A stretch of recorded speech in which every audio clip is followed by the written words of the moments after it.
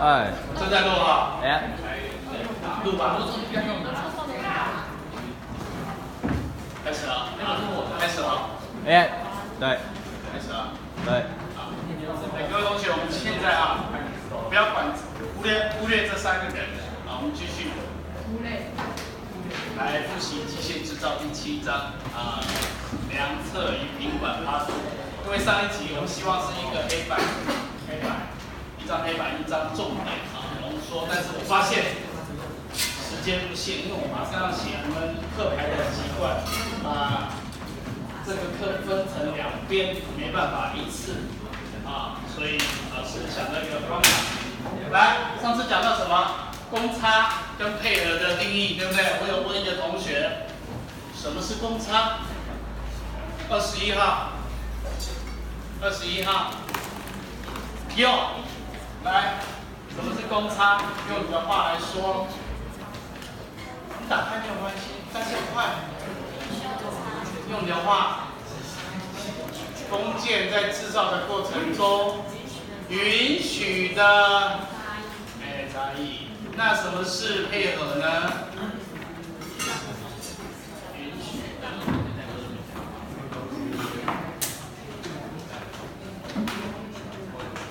什么是配合？21号。适当的松紧。对呀。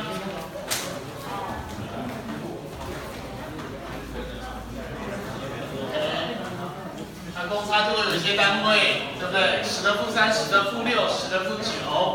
10的负3，英文叫做小 m， 中文叫做什么？22号 ，Tell me。10的负3，中文是什么？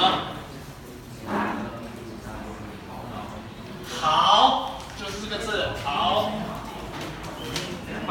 10的负6叫做微。英文字怎么写？怎么写？会不会念？22号不会念。mu，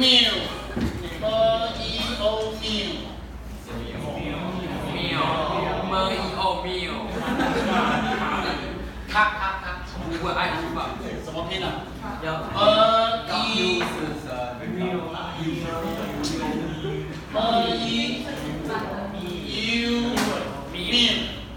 英文跟中文来，10的负9叫 n， 对不对？中文叫什么 ？9。所以奈米叫 n，m 代表米就是公尺，这个要知道好，再来，国际公差 （International Tolerance） 分成几级？23号在哪里？来，23号分几级？20级。20级，从多少开始编？01，再接下来0，再来1，所以到最大数字18，对不对？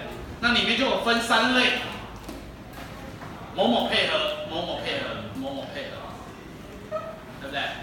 怎么记？中间的叫做什么配合？23号。24号 ，Tell me， 中间叫什么配合？中间要过度配合，见鬼啦！我还没讲到那个，你就会讲出这个。这个我在讲 IT 呢。过度配合是这个啦，中间这叫配合键的什么？公差，对不对？你们要注意听哦。我用什么帮助你记忆？5到10是配合键公差，4以前是规矩公差，11以后是非配合键公差。你要先记这个东西，对不对？怎么记？用脑记。我的妈！你过来，过来！不要以为你长得像吴建豪就可以任性。你喜不喜欢算命？不喜欢，那你看到人家算命，你会发出一个字，不是呸，对呸，5到10，巫师5到10。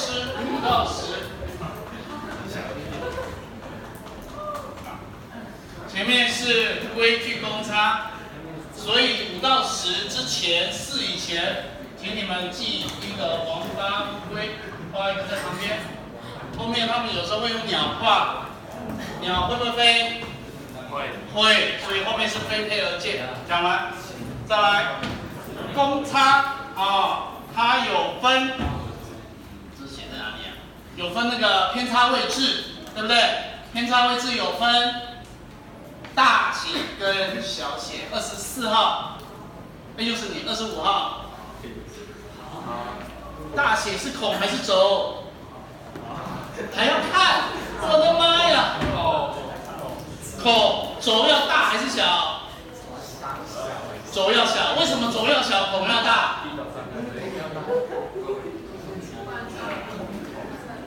你看女生都帮你讲，不然插不进去了，对不对？所以孔要用大写的，轴要用小写的，知不知道？知道啊。再来，公差比大小，以前孔大孔小，这是谁写的？谁写的？小慧，不要以为你是晋江，这叫什么大？孔大轴小。孔大孔小，什么是孔大孔小？鼻孔又大，鼻孔又小，上面大下面小，见鬼，不懂。再来，公差比大小，有一种情况，前面的尺度一样，当你后面的这个叫做等级或级数，这怎么写啊？8或6是什么？级数。我上次有找一个同学来前面讲，对不对？好像就是 U， 对不对？后面这叫级数，知道哈？这个级数越大，公差越大。如果你们前面的尺度一样的话，那再来，如果后面的这个级数一样，那就要看前面的越大，尺度越大，则公差越大，这要知道哦，好不好？所以我就写这里了。再来，我们有基孔制、基轴制，我们喜欢用基孔还是基轴？26号，27谁？27 A 类，我们喜欢用基孔还是基轴？基孔，所以用孔的话，我们会用大写还是小写？大写，不要打死，你要相信它，好不好？基孔制重点在这里，下限界偏差是0，所以它从0下面是0正，要记起来。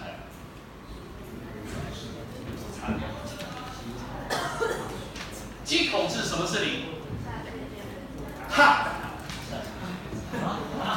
来，接下来看这个，画这一条杠，这个就是下限界偏差是0，就有点像一个坐标轴。这个宽宽的这个叫做孔，对不对？孔的下限界偏差就是0。接下来你一定看过很多图表，有从那个左边往下，嘟嘟嘟往上，这个就是在代表它的轴，轴从小到大，那因此就会造成3种不配合的情况，一种叫余系，一种叫过渡，一个叫做你几号？27、28，0。所以一种叫做3种余系、过渡、干涉。那我们上次有说，好像你没有写错哦，对不对？有写错，有没有更正过来？如果看课本如果你看你的自修，它是这么定的。如果我的孔是 H， 那我的轴 A 到 H 就是余系 ，J 到 N 是过渡。过渡顾名思义就是从最大间隙到最大干涉那这个余系一定都有间隙，所以是从最大间隙到最小间隙，知道吗？这个中间这个要知道一下哦。只要是过渡，就是从最大间隙到最大干涉。那如果是干涉，就是从最小干涉到最大干涉，知道哈？好，那你们课本的写法是，A 到 H 是余系 ，J 到 N 是过渡 ，P 到 ZC 是干涉。OK， 我们问一下金手奖，我们做余系配合的时候，你曾经在画有没有画到孔是大 H， 轴配小 h， 有没有配过？没有，为什么？为什么 ？Why？ 他金手奖也不知道，你就说徐老师教的嘛？为什么？对，徐老师教的。来，本科的，来，徐老师讲，我们不太会这样配，但是在业界我们怎么配？各位，你们到时候是不是会考乙级？谁说的？对不对？会考乙级嘛？对啊，你们就要会下配合，对不对？对哈，来，徐老师说，根据施工说 ，A 到 G 要，你不要害怕，是的，抄下来，要不然你就抄在那个，那叫什么？课本也可以，好吧？还有问题吗？没问题啊。根据徐老师的经验说 ，A 到 H 叫做余系，也就是你的孔如果下 H7， 你就配 A 到 G 都 OK， 这叫余系。H 到 N 是过渡，再来 P 之后叫做干涉。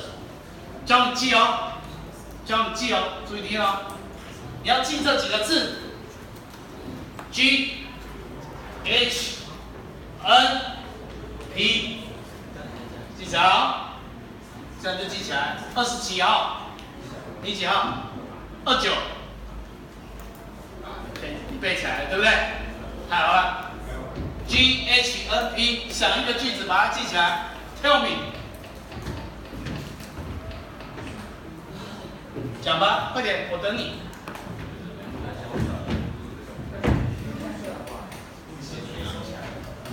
G Go H Go N 回家就不要。对。孙悦说：“夜深了，赶快回家吧，不要在外面逗留，对不对？不要在外面玩。女生在外面玩会怎么样？会怎么样？女生在外面玩会怎么样？夜深了，来，半夜不睡觉。半夜不睡觉不是？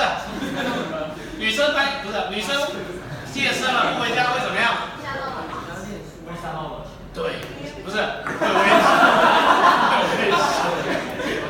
Go home not play， 记起来哦。G 前面是余系 ，H 到 N 过渡 ，home not play，P 之后干涉。讲完，再来，要记哦，真的哦，记哦，好吧？哪里不懂？有一个蓝色的，不是白色的，白色这一部分哈是你们课本写的，但是在业界上，有时候在考乙级上面不是那么，你问那个选手啊，我就没有下过大 H 小 H 啊，知道吗？所以我们会下 G 当做余系配合。你们在乙级的时候常下余系，孔跟轴要配合，有时候旋转或者看丙级，好不好？再来。下一个表面织构，织是什么意思？织就是编织的意思啊，编织。构是构成，顾名思义是呢表面的一种粗糙度，一种纹理。再来，表面织构我们常常有分3种轮廓参数，课本有讲 R、W、P， 哪个最常用 ？R 你们常常用，对不对？不信问选手来，林仲汉，你们常下。你们常下哪种表面织构 ？R A， R 代表什么意思？造度，粗糙，英文叫做什么？下一位，28号，29号，29号谁？你应该看起来英文很厉害，粗糙度英文怎么 ？rough，R-O-U-G-H， 加 N-E-S-S 代表名词 ，roughness 表示粗糙度的意思，知道吗？你的脸好粗哦，不是摸起来很粗，对不对 ？Your skin feels so rough。所以英文就是用 R 就是这样来的，知道吗？那刚才林宗翰金手讲说 RA 那个 A 是什么意思？第几号？29、30号，30号 A 是什么意思 ？A 答案让你选 A American Captain 美国队长。B 好带，你怎么会选美国队长 ？A 是 average 有没有学过？平均值的意思，平均偏差。所以 A 就是算术平均偏差。所以你们常常下的 RA 就是粗糙度中间抓平均值上下的一个平均偏差啊，自己回去看书哈。那 RA 后面就会接数字，对不对？就会接什么0.6啊，1.8、3.2啊，对不对？这个选手最厉害了 ，OK 吗？有很多。那这个我们可能在这个机械制造第7章没有办法全部讲，你自己去看，老师有录机械基础实习第1章，这是第1章嘛？11章吧？这谁写错？11，哎，谁写的？是11章，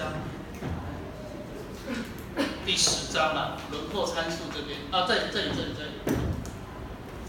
啊，这个我没办法多讲了，好吧？没办法多讲，所以你看第10章端面车外销车镜那边老师有细讲，简单的说，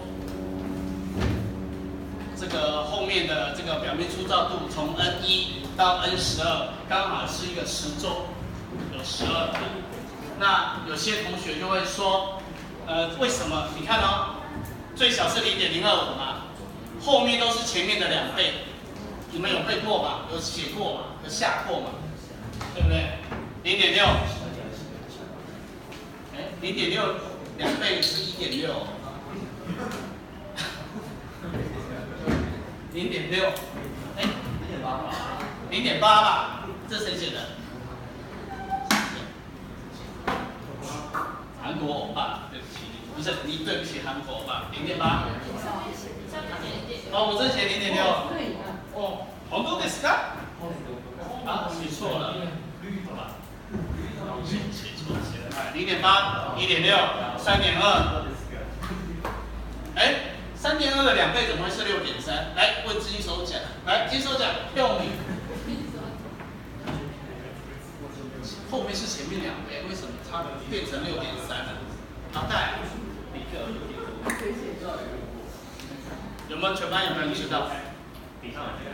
简单跟你讲哦，当初定出来的最大的 roughness 是定50，刚好是100的一半50，其实是从这里往回推的，所以从这里推是应该是什么都除以2，那只要没有除尽到小数点第3位，要45度到小数点第2位。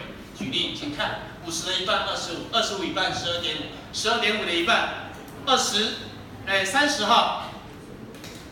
12.5的一半是多少？记啊，6点多少？6.25有小数点2位，请你45度到小数点第1位，6.3。对啊，这个就是这样来的，知道吗？它是45度来的。6.3的除以2，31号。6.3除以2。3.15有小数点2位，我不要。45度到小数点1位，3.2这里来了。讲完。量测分两种，一种叫计量，一种叫归量。归就是一个东西上面是来测的，通常用在大量制造的时候，他们会有一种规矩。比如说我要制造一个轴，我就做一个套板，让它去测，因为生产线上的员工或女工，他们不一定每个人都会用什么，不一定每个人都会用游标卡尺啊，不一定每个人都会用分离卡。你们会用，表示你们有技能，才能当管理者。你们现在学的东西就是你们的技能，就是你将来薪水的价值所在。如果你们现在没有认真学，在那滑手机，那就完蛋啊！这样就到生产线上。什么叫计量？可以直接读出值的叫做计量，通常用在少量制造，因为每一个你都要拿分离卡、拿游标卡尺，这种东西叫计量，因为你拿那个去量，可以马上读出。游标卡尺的读要会哦。再来，有一种叫归量，它是不可以直接读出值的，所以会用在大量制造上面。这个量测从这里之后你们要参考机械基础实习第1章。在你们这一本参考书里面呢，它放在第13章之后，有没有？你看的封面，机械制造总复习，32号。来，后面有一个小字，念出来。对，含机械基础实习，请你看第14章，好不好？游标卡尺你要知道它的精度是什么意思。来，精度是什么意思？定义 definition 是什么？还不知道？糟糕哦！你要能够讲出来。精度的定义是足尺一格与减掉有尺一格，一格。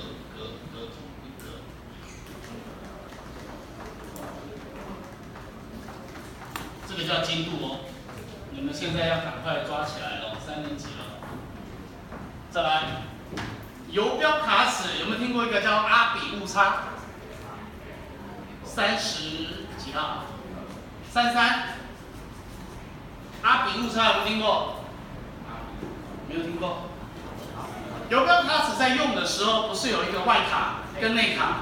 外卡是用来测外径的，在量的时候，你的弓箭要尽量靠近主尺，你不会放在很外面这是为了避免阿比误差，知道来，什么是阿比误差？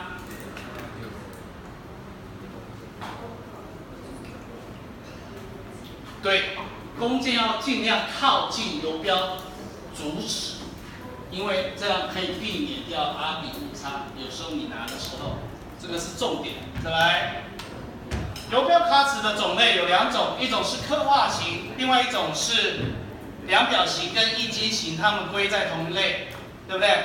它们的精度在后面，一个是2条，一个是1条。你几号？34号，1条多长？0.01，单位是什么？咪咪 ，mm， 对，0.01 mm， 所以条就是小数点下第几位？第2位。所以老师这时候就讲一个故事了。你有没有听过一个故事叫做5比2鱼，对不对？5个饼跟2条鱼喂饱5000人，在约翰福音第几章？第6章。你讲对了第6章。那刻画型的精度大概是2条，记起来哦。哇，你看讲完一半，还有剩7分钟，把它复习完。再来，分离卡会不会用？有没有看过分离卡？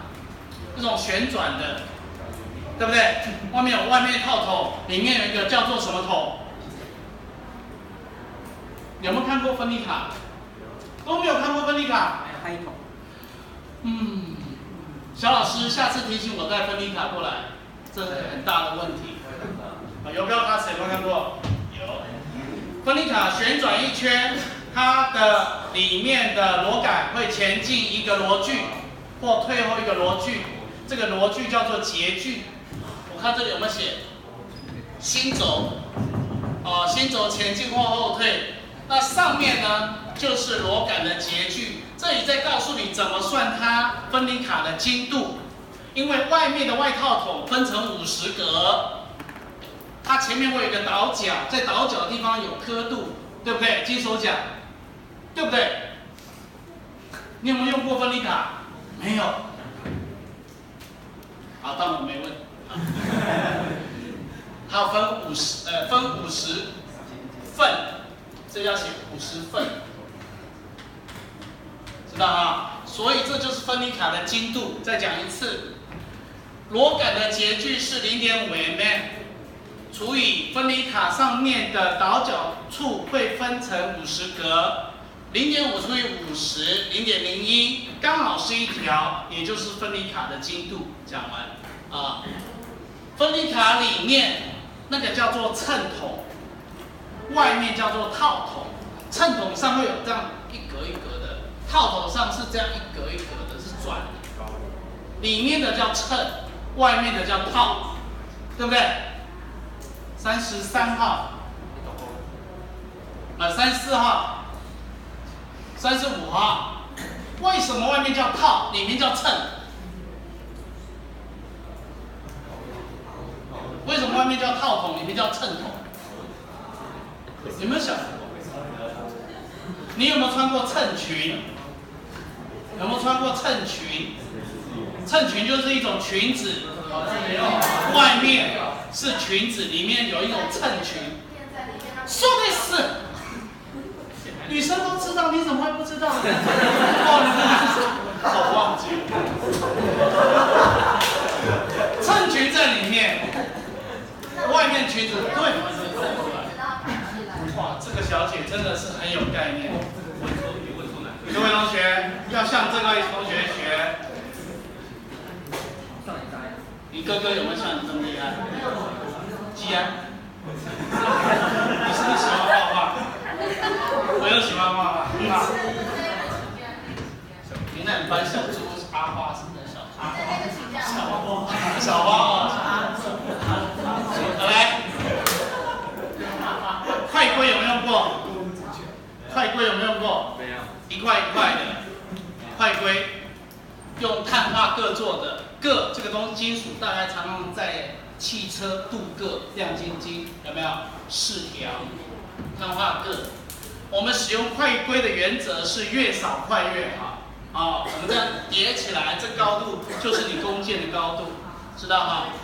那快龟的组合方式有2种方式，一种是旋转法，一种是堆叠法。旋转法是用，没写啊。旋转法是用在厚的快龟，堆叠法是用在薄的快龟，记起来哦。知道啊？再来，什么1次元、2次元、3次元？我们在测量的时候有分1次元、2次元、3次元。什么叫做1次元？1度空间，对不对？什么是1度空？对，就是一条线，对不对？1、2、3，像是游标卡尺、分离卡、快龟，大概都是1次元的量测工具。2次元是有平面，有 x 跟 y， 对不对？所以像投影机或者是工具显微镜，这个都是2次元的。3次元像是坐标量测机，这在你们的课本上有，对不对？我们看一下，我真的讲啊，真的有啊，你们翻过来看一下。有坐标量测机，各位有没有看到第7至9页？没有看过猪也要吃过，不是？没有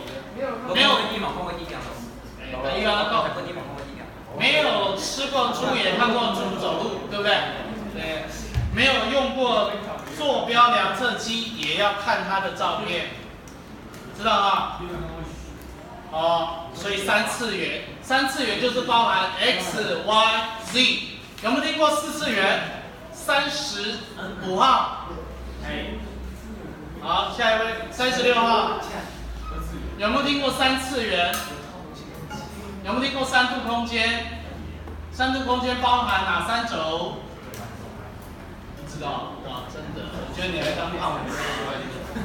S 跟 YZ 代表立体的，你们在画 Inventor 不是有包含3轴互相垂直，这叫3度空间，这叫3次元。有没有听过4次元？有，4次元是多了哪一轴？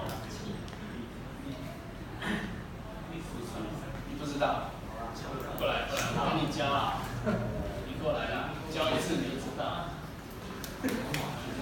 你有没有看过露西？这个电影《露西》有一个女生，毒品释放到哪，她大脑功能会发挥到超乎人类的，她可以控制时间轴，可以回到过去，看到过去。加第4次元就是加了时间轴，知道吗？啊，我们人类，你有没有看过鬼？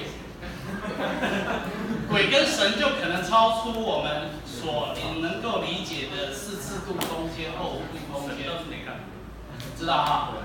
好，类似这样。所以这以后再跟你们讲。你知道我们目前数学上各种理论目前推到最多几度空间？来，你回去。目前数学推导各种理论最多几度空间？有奖征答。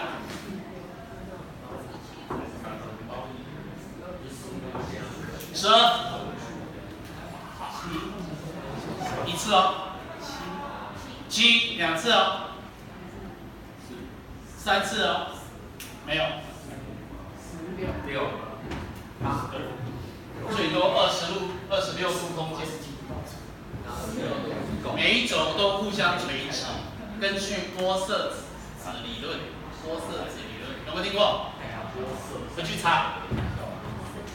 玻璃的玻，色子，26度空间，以后再跟你讲，好吧？现在最有名是不是特斯拉？特斯拉还活着吗？死掉了，媲美爱因斯坦。他就讲到有一些能量是自由能哦，以后再说。再来，有些东西你要认识，平板有没有看过？在我们的最右边是电学工厂，中间那个旁边那个叫什么工厂？放了雷雕器的那个叫什么工厂？中和工厂。工厂里面有2块黑色的大花岗岩，有没有看过？那个就是平板。平板有2种，一种是铸铁制造的，一种是花岗岩制造的。哪一个比较贵？花岗岩，对，因为它比较好保养。铸铁不好保养，为什么？生锈，生锈要加什么？上油，知道吗？再来，指示器就是量表，光学平面镜，平板光学平面镜，这自己看，考试不太会考，但是稍微扫一下。品管叫 QC， 36号。7，没有。1 ，QC 代表什么意思？啊 ？Quality Control， 品管有5个 M。2号，哪5个 M？ 我本来想找5个男人出来，算了。ISO， 有效期3年。直方图是次数的，这里有几个图稍微看一下，老师把重点抓出来啊。次数，管制图是公布品质，但是现在找不到原因哦，是给未来找原因的。所以如果考试说管制图可以找到现在品质不好的原因是错的，这是未来哈。再来，还有一种是统计解析，这有点像柯南，这是一种方法。它是利用少数的抽样样本来推测你这个工件失败的原因。再来，特性要因图，又叫因果图，又叫鱼骨图，因为它画起来像一条鱼。重要的因素，主要影响的因素放在外面，因为一条鱼，你会先看到外面还是先看到里面？外面，对不对？一个工件出了问题，你会先看到外面，所以主因要放在外面。次要原因就是他们的骨头，这考试会考哦，真的哦。很多同学会跟我说相反过来。再来，柏拉图分析图是在讲失败的次数，有没有听过柏拉图的爱情？这个要问那个欧巴，欧巴，有没有听过柏拉图式的爱情？你知道什么叫柏拉图式的爱情？就是谈精神恋爱，没有谈肉体的。对，这种恋爱好不好维持？好维持，对女生好维持，但是对于晚上不睡觉的人不好维持，所以常常会失败。所以失败的数据就是柏拉图。希腊有3个哲人，哪3个哲人？3号，3号。对，希腊3哲，柏拉图。亚里士多德，再来呢，苏格拉底，对不对？他们都是那个什么关系？都是师徒关系。讲完，再来，这个是什么图？这是特性要因图，重要的不是柏拉图，对不对？柏拉图的图形在这里，不重要少数项放左边，不重要多数项放右边。再来，游标卡尺、游标高度规就是一个，你看图我直接讲，它就是一个这有刻度，它这里有一个尖尖出来的，这个用钨钢做的，尖尖的，在使用的时候这个不要太出来，因为会不稳，会这样倒，稳定性不好，放进来。再来，眼睛在用的时候，你的视线要跟这个尺面互相垂直，这就是游标高度规。钢尺大家都有，来，这个钢尺最小刻度是多少？看不清楚，0.5 mm， 回去看。游标角度仪正弦杆，正弦杆有没有看过？下次提醒我带正弦杆给你们看，在那个选手室有，应该选手有看过，对不对？对，他说对。再来，角度、角规、派规、副角尺，副角尺是哪4个？直尺加直角规加中心规，角尺就是直角规，其中中心规加直尺可以求圆杆的端面中心，这4个复合起来就是要做副角尺。角尺长什么样子？选手室也有，长得像 L 型的金属状。希望各位如果明天要考统测，你按 play 听我全部讲一次，至少你要 refresh， 好吧？我们第7章就全部检讨完了，有没有问题？要啊，上一次最厉害，好吧？有没有问题？没有问题啊。那个希腊3哲，苏伯雅，你班上有没有姓苏的？没有，苏伯雅、苏格拉底、柏拉图、亚里士多德，从上面到下面个别为，这个是施工，还有怎么讲？塞工，施工的徒弟叫师傅，学生。